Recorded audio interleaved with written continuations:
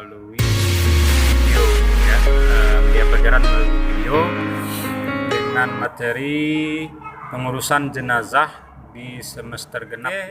Penanganan jenazah adalah pengurusan jenazah seorang muslim dan muslimat dengan cara memandikan, mengapani, menyelatkan dan menguburkan. Nah, inilah 4 kewajiban orang yang masih hidup terhadap jenazah, terhadap mayit yang sudah meninggal. Nah, fardunya adalah fardu kifayah, ya. Mewakili, melepaskan kewajiban cukup diwakili oleh beberapa orang saja. Jadi jika ada yang mewakili, ada yang melaksanakan, insya Allah terbebas daripada dosa di masyarakat itu. Jadi ini fardu kifayah hukumnya, jangan sampai tidak ada yang mengapani, menyolatkannya. Nah, itu semua akan berdosa di hadapan Allah Subhanahu wa taala.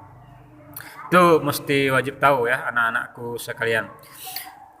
Selanjutnya ini tertulis dalam Quran surat Al-Imran 145 ya, kullu nafsin za'iqatul maut, bahwasanya setiap yang bernyawa itu pasti akan mengalami kematian. Ini panggilan sekaligus takdir dari Allah Subhanahu wa taala. Kemudian bagaimana cara meninggal, yaitu tergantung takdir dari Allah Subhanahu wa taala. Ada yang meninggal dalam keadaan sakit, ada yang kecelakaan, meninggal saat tua ya. Kemudian meninggal baru saat melahirkan atau dalam kandungan ibunya. Nah, ini macam-macam jenis kejadian. Yang jelas itu ketika waktunya datang, ketika waktunya sampai, itu takdir Allah tetap berkehendak atau berlaku. Yang jelas kata Allah Subhanahu wa taala, Allah akan melaknat nanti orang-orang yang mengambil jalan pintas di antaranya, yaitu dengan cara bunuh diri dengan cara menggantung diri atau menceburkan badan, menyiksa badan atau bunuh diri. Ini yang Allah tidak suka, yang membunuh diri ya. Itu jalan sesuatu yang tidak diridhoi oleh Allah Subhanahu wa taala. Selanjutnya, proses yang pertama daripada 4 kewajiban muslim itu adalah memandikan jenazah. Ini memandikan jenazah yang perlu pada saat kita nanti memandikan jenazah yang jelas adalah air ya. Air yang bersih, air yang suci, mensucikan, dan air yang dapat bermanfaat, yang tidak mengotori, yang tidak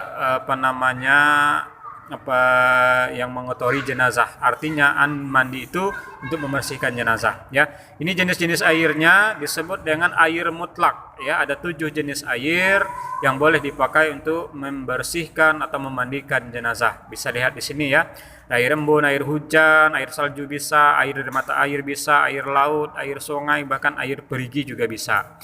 Kemudian yang perlu disiapkan juga ketika nanti memandikan adalah jeruk ya, jeruk purut, terutama jeruk purut ya, yang diperas, diambil saripatinya.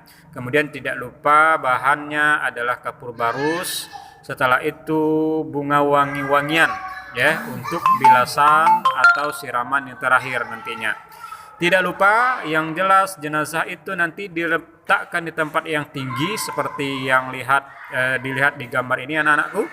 Nah, ini juga memerlukan tabir, layar, dinding, pembatas, hijab dan sebagainya supaya tidak kelihatan secara umum. Ingat, yang laki-laki dimandikan oleh yang laki-laki, yang perempuan dimandikan oleh yang perempuan. Ini contoh pada gambar ini bisa dilihat ya anak-anak. Nanti kita akan praktek. Nah, lihat ada wadah ya, itu beberapa jenis wadah, isinya ada kapur barus, bunga wangian dan sebagainya itu. Nah, nanti di LKPD dijelaskan lagi bagaimana kita memandikan. Nah, ini menggantikan pakaian juga, pakaian jenazah dengan kain basahan, tetapi auratnya tetap tertutup. Ya, meskipun sudah meninggal, sudah menjadi jenazah, tetap memakai basahan ketika memandikannya, basahan. Kemudian mengganti basahan itu tidak boleh nampak auratnya, tidak boleh terbuka oleh orang lain, tetap tertutup. Ada tekniknya, yakni diselimuti lagi mayat itu, lalu dari bawah ditarik bagian itu. Nanti kita praktekkan juga di lab PAI atau di masjid ataupun dalam ini LKPD yang sudah Bapak susun kelas 11 ya, perawatan jenazah. Melalui kegiatan praktik, peserta didik mampu menerapkan ketentuan memandikan jenazah, mengapani jenazah, mensolatkan dan menguburkan. Nah, ini pendahuluan ya. Kemudian ada alat dan bahan, nanti ada video dan perawatan jenazah. Nah, prosedurnya Bapak berharap nanti kalian semua mempraktekkan di lab komputer, lab Pi maksud Bapak, atau di masjid bisa digunakan atau juga di kelas. Nah, praktek untuk pertama memandikan jenazah ya. Kita lihat video, nanti Bapak pantau langsung untuk praktek memandikan jenazah, mengkapani maupun menyolatkan. Dibimbing oleh Bapak langsung nanti di lab Pi ya. Nah, dari kegiatan tersebut, dari praktek tersebut, nah, ada muncul beberapa pertanyaan yang nanti kalian jawab sendiri di LKPD ini ya.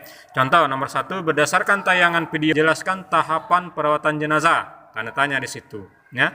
Nah, silakan ini diisi nanti oleh kelompok ya.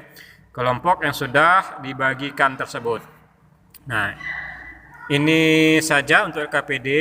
Silakan dilihat di sini. Pelajari di sini, kemudian praktek langsung di lab Pi maupun di masjid atau musala nantinya. Oke, terima kasih dulu untuk videonya kali ini. Mudah-mudahan ada bermanfaat. Tetap semangat anak-anakku tersayang.